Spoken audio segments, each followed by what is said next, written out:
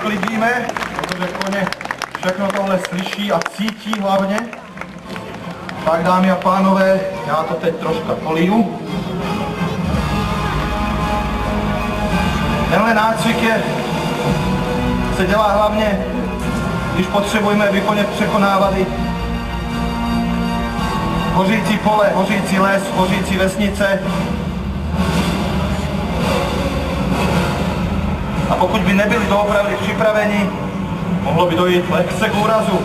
Poprosím jezdce, připravte se. Jezdci jsou připraveni, světla. Jedem!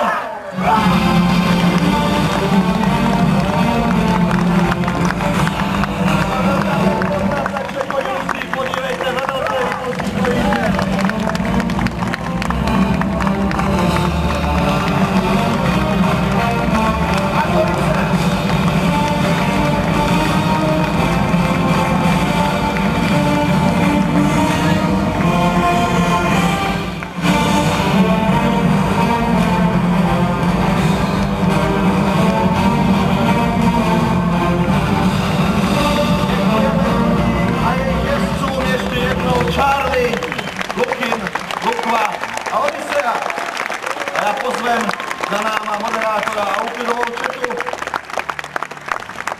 Věřte tomu, že koně by určitě byli ve stresu, kdyby nebyli připravovaní na tenhle výcvik, ale podívejte se na naše koně.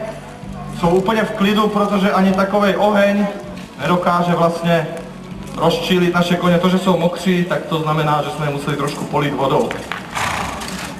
Takže dámy a pánové, koně pošleme na chvilku ještě dozadu a pozvu sem moderátora tohoto večera, Helmuta, a budeme pokračovat. Tak priatelia, pevne verím, že tento pohľad pre vás stál naozaj za to. No a my si ešte odpracujeme tento malý ohníček, pretože o chvíľu vám bude horúco z ďalšej veci, ktorú tu na vás v rámci našej ohňovej show chystáme ako inak. Ja vás na schvál budem teraz tak troštička žhaviť, žeraviť a tak podobne. Tak, posledné plamienky nám dotlievajú v tejto chvíli. Ešte poprosím túto fakľu, ak sa dá zrušiť. Vynikajúco. No a čo myslíte, čo bude nasledovať teraz?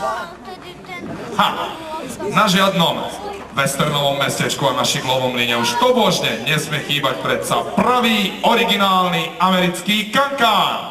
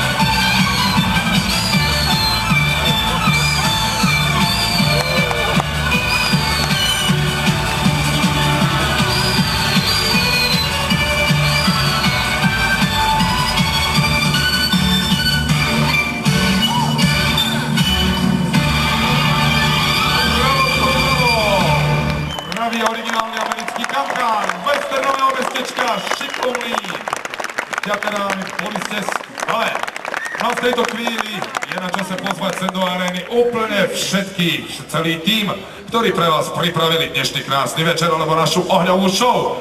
Takže hasiaci tým, pyrotechnici, jazdci, kaskadéri, nikto tu nesmie chýbať.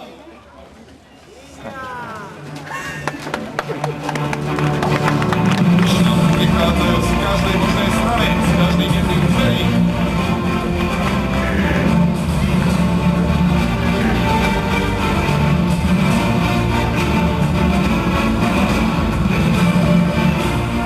Dámy a páni, predstavili sa vám herci, kaskadéri, pyrotechnici a tanečnice akčného divadla westernového mestečka Šikovný.